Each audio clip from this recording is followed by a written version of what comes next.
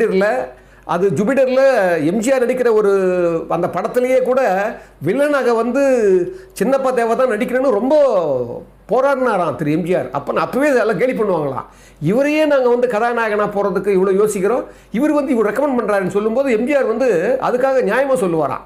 ஒரு தகுதி இல்லைன்னா நம்ம அதை பற்றி பேச போகிறதில்ல, நம்ம எதுக்கு யாரோ கூப்பிடணும், நம்ம ஜூபிட்டர்லேயே இருக்கிறவர் தானே அவர் நல்லா இருக்கும், வாட்ட சாட்டமாக இருப்பார்னு சொல்லி அப்போவே அவர் போராடி பண்ணியிருக்காரு. அது அது அது அது ஏற்கனவே இருக்குது அவர்களுக்கு இருந்து கூட பாருங்கள். அதுக்கப்புறம் இவர் வந்து ஏன் சத்தியம் பண்ணார் நான் யோசித்தேன். அது சொல்லலை, அவங்க 2 பேருமே சொல்லலை, எனக்கு 60 வருஷம் சொல்லலை, கலைஞர் ஐயாவும் சொல்லலை. ஆனால் அது என்ன இருக்கும்னு நான் நினைக்கிறேன் அப்படின்னா, முதற் காரணம் சிறு வயதில் ஏற்பட்ட நட்பு ஒன்று.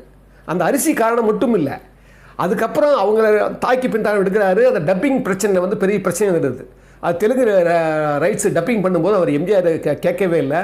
அப்போ என்ன பண்ணாங்க, கேட்காம இவங்க